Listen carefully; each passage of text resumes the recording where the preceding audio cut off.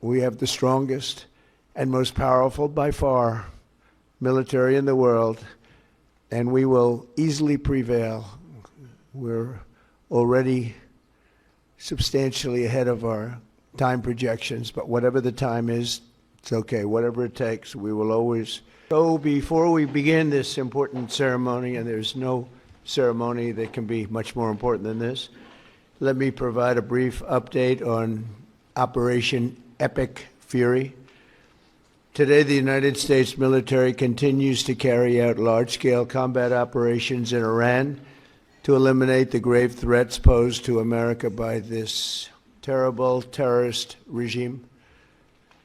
Following our obliteration of Iran's nuclear program in Operation Midnight Hammer a short while ago, we warned Iran not to make any attempt to rebuild at a different location because they were unable to use the ones that we so powerfully blew up. But they ignored those warnings and refused to cease their pursuit of nuclear weapons. In addition, the regime's conventional ballistic missile program was growing rapidly and dramatically, and this posed a very clear, colossal threat to America and our forces stationed overseas. The regime already had missiles capable of hitting Europe and our bases, both local and overseas, and would soon have had missiles capable of reaching our beautiful America. The purpose of this fast-growing missile program was to shield their nuclear weapon development and make it extraordinarily difficult for anyone to stop them from making these highly forbidden by us nuclear weapons. We were the ones that were complaining. We were the ones that wanted it stopped, but everybody was behind us. They just didn't have the courage to say so. An Iranian regime armed with long-range missiles and nuclear weapons would be an intolerable threat to the Middle East, but also to the American people. Our country itself would be under threat, and it was very nearly under threat. I was very proud to have knocked out the Iran nuclear deal by President Barack Hussein Obama. That was a horrible, horrible, dangerous document. They would have had nuclear weapons 3 years ago, and they would have used them. But I'll not let that happen. For almost 47 years, this regime has been attacking the United States and killing Americans. Every time you see someone with missing arms and legs or a face that's been absolutely shattered violently, it was almost certainly caused by an Iran roadside bomb.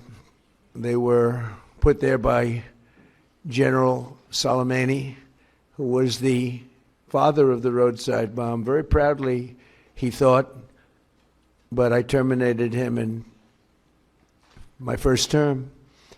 This was our last best chance to strike what we're doing right now and eliminate the intolerable threats posed by this sick and sinister regime.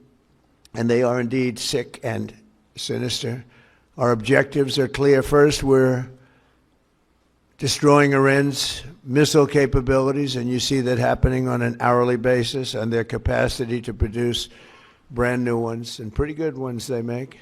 Second, we're annihilating their navy. We've knocked out already 10 ships. They're at the bottom of the sea. Third, we're ensuring that the world's #1 sponsor of terror can never obtain a nuclear weapon, never going to have a nuclear weapon. I said that from the beginning. They're never going to have a nuclear weapon. They were on the road to getting one legitimately through a deal that was signed foolishly by our country. And finally, we're ensuring that the Iranian regime cannot continue to arm, fund, and direct terrorist armies outside of their borders. And we thought we had a deal, but then they backed out, and they came back, and we thought we had a deal, and they backed out. I said, you can't deal with these people. You've got to do it the right way.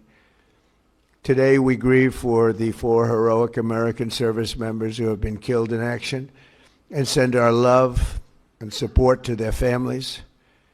In their memory, we continue this mission with ferocious, unyielding resolve to crush the threat this terrorist regime poses to the American people, and a threat indeed it is. We have the strongest and most powerful by far military in the world, and we will easily prevail.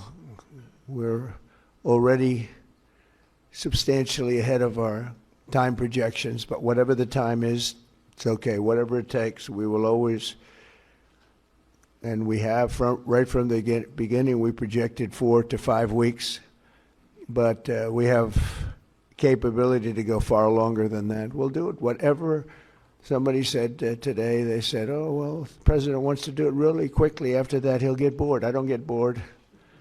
There's nothing boring about this. Do you agree with that, Pete? I don't think there's anything, Mr. General. I think there's nothing boring about it. Somebody actually said from the media, I think he'll get bored after about a week or two. No, we don't get bored. I never get bored.